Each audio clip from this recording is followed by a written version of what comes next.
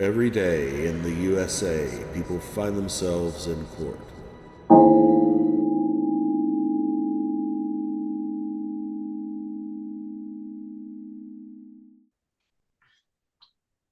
Kristen Izzet and Joseph Lair, file 09-13269-DS. Joshua Lair. I'm sorry, what did I say? Joseph. Joshua Lair, thank you. He is present. I do see Mr. Lair is with us. Ms. Spillane, can you update me on this matter, please?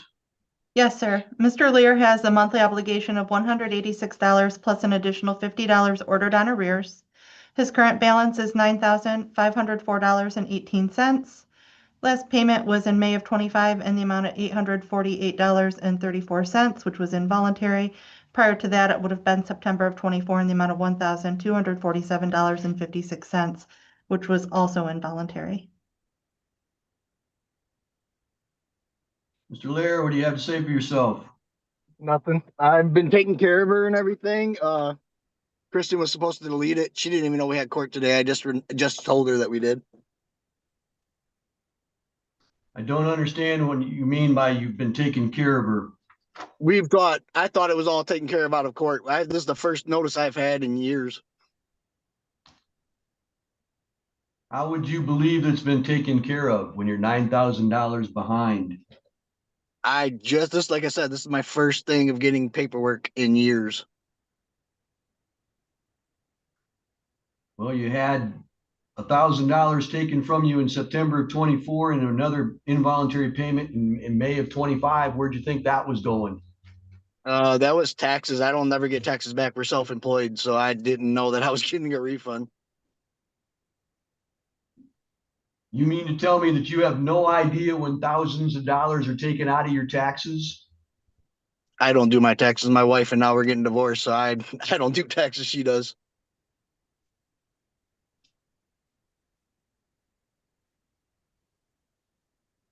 Kristen is self-employed and so am I, and we've been communicating and taking care of every single bit of responsibilities.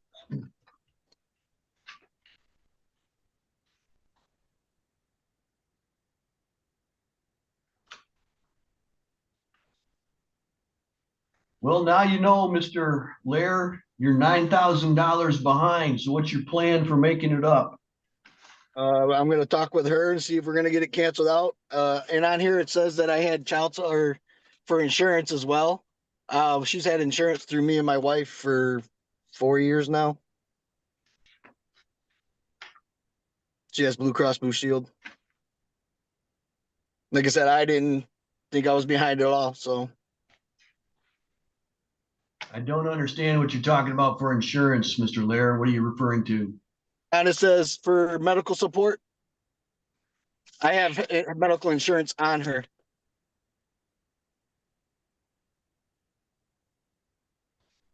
Is that, Ms. Spillane, is that expenses of birth costs?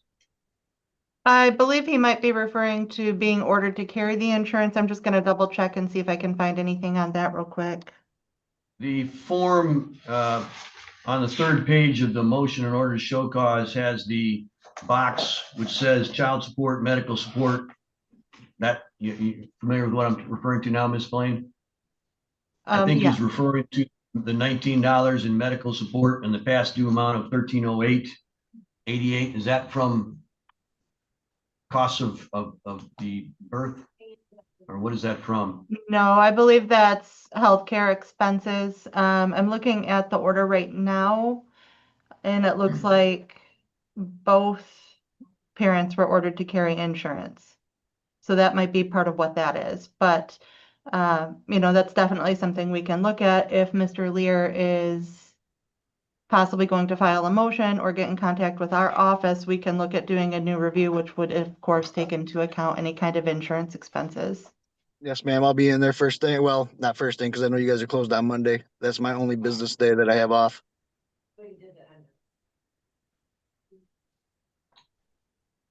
All right, Mr. Lair, I'm going to ask you to contact the friend of the court's office as quickly as possible. If you need to file some motions in order to resolve some of these issues, please do so. I'm going to adjourn this out for 30 days to see where we're at. But as of right now, you still owe $9,000 and you haven't made payments, voluntary payments in a number of years. And that's got to change if there's going to continue to be a debt that's owed. So I'll give you 30 days to get things straightened out now that you know that there is an issue.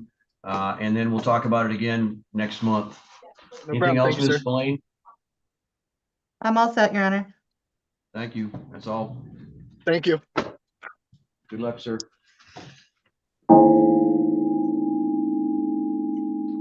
Naomi Keaton and Brian Frazier, file 20-18252-DC. I do see Ms. Keaton is present. Brian is as well, his video and. Is Mr. Frazier with us as well? All right, I do see Mr. Frazier is with us as well. Ms. Kraus, could you update me as to this matter, please? Yes, this hearing was adjourned from April 17th when the plaintiff bond was reduced to a PR bond with conditions. The plaintiff was to update her address prior to being released from the Otsego County Jail. That form actually was not returned, so we do need to get a good address for her. And she was to submit 10 weekly job searches.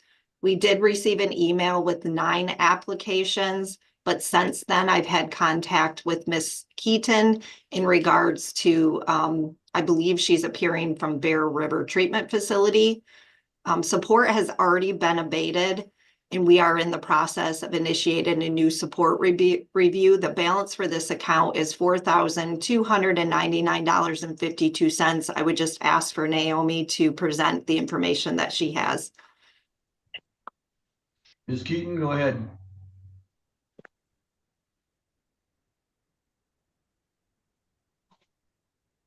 You're on mute, ma'am.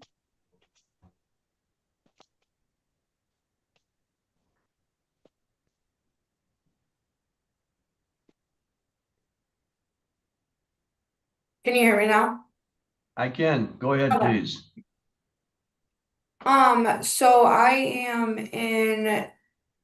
I've been in treatment since, so I was in ATS in Traverse City starting on the 8th. I got released from there on the 11th of May. And then I had to wait for a bed here at Bear River. I got in here on the 13th. And then I'm funded until the 31st right now. And then I'm putting in for an extension on Monday. So hopefully I'll be able to get extended for another, I think it's 14 days at a time that my insurance covers. But I do, whenever I get out, released from here and complete, I do have a job at Kelly's Catering out of Traverse City. And then I'll be able to start making regular payments.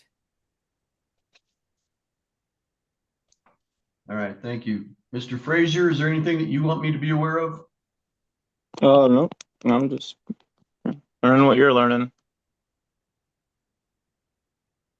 All Yeah. right. Does the friend of the court have any additional requests? I guess given that information, potentially we maybe can adjourn this back in front of the referee to continue to monitor her, I'm not sure if it's drug or mental health treatment. And then continue with the support review upon the information we receive when she's out, as I'm not sure how long it appears that she will be there. Ms. Keaton, is the employment opportunity that you had, Kelly's, I think you said it was, is that new employment for you or is that going back to an old employer? No, it's gonna be new employment. I just wasn't able to start until the beginning of May is when it picks up. So I'll be working with my sister. She's like the head person there. But I relapsed last month and I decided to check myself into treatment. All right, I'm going to give you a chance to successfully complete your treatment. Once you are employed, you need to give that information to the friend of the court within 7 days. So the start date, within 7 days of that, you need to have that information to the friend of the court's office. Ms. Kraus, would you prefer to handle that in front of the referee, or do you want to continue to handle it in front of me? No, I believe we can handle it in front of the referee, given the circumstances. All right, then I'll refer the matter back to the referee for a determination then, once she gets started in her new employment, about what the child support amounts should be, and to monitor her payments on that new amount once it's established. And then if there's a failure to do so after a sufficient amount of time, you can bring that back in front of me if necessary. But let's try to get it back on track in front of the referee. Yep. All right. And then It's ever been on track. Ms. Keaton. I wouldn't say back on track. I'm the only one that's ever put anything on track. So Mr. Frazier, do you have a question there? no, I was just wanted to, I don't know, said properly, because it wouldn't be get back on track. It would just be getting on track. Thank Times you are for that hard. correction, sir. Yeah, I sorry. appreciate your. Times are hard, and I've been doing this by myself for a long time while paying off $4,000 of child support that she's gotten, and all we gotten is a fucking Pikachu. Sorry, my language is a Pikachu. So, like, Thank you, Mr. Frazier. Well, today's hearing is closed at this time. Thank you. yes, sir. We'll do it as you requested, Ms. Kraus. That's all. And just additionally, may I just ask that the order reflect that she contact friend of the court upon 72 hours of her release Yes. from treatment? Yes. Thank you.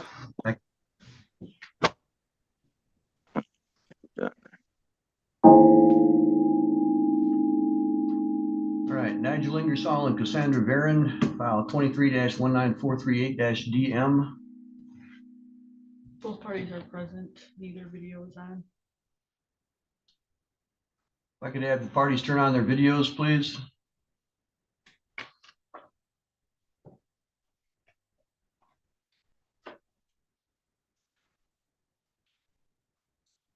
Do you see Ms. or Mr. Ingersoll? Is Ms. Varen present with us?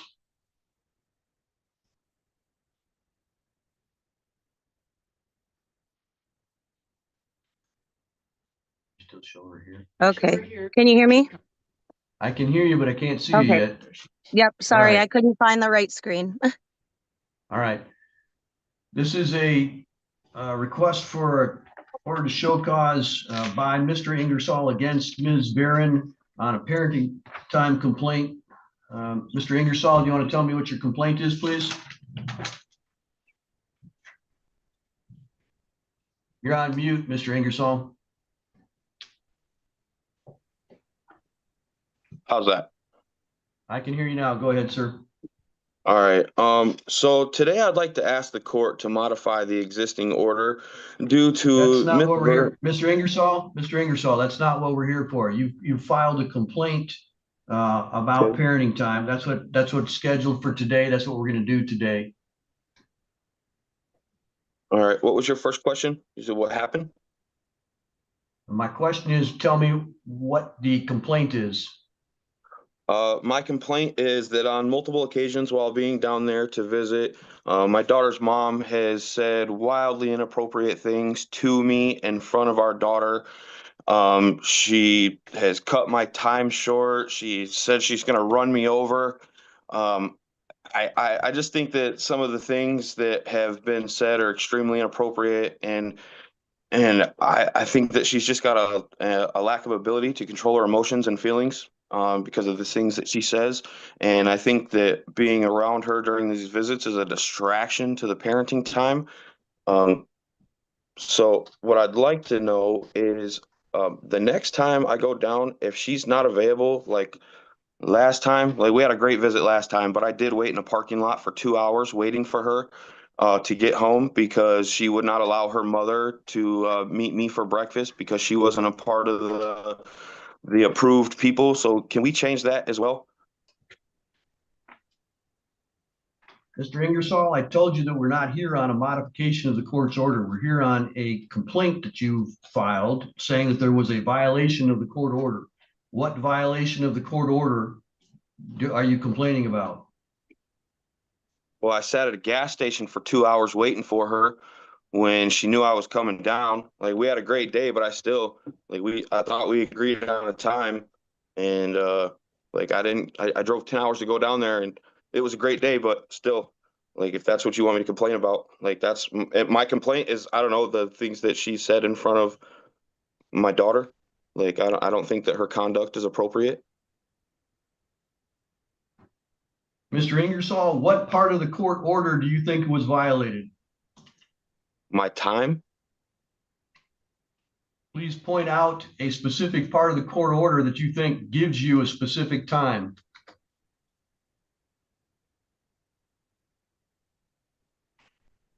All right. In that case, then I guess I just want to withdraw my motion because clearly I'm not being heard. It's fine. Can we set a date for July, Your Honor, when we're supposed to revisit? Like, can we do that while we have everybody here? A review hearing has already been set for July the 10th at 1:30 to review the parenting time that was to occur before then. So that's already been done, sir. All right. I wasn't made aware of that. All right. Thank you. It's in the court order, Mr. Ingersoll. My apologies for not seeing the July date, Your Honor. All right. That's all for today then. Thank you. Thank you. Nigel drove for hours and sat in his car, thinking that his whining would take him quite far. He told the kind judge that his ex was unfair, but pointing to rules he just had blank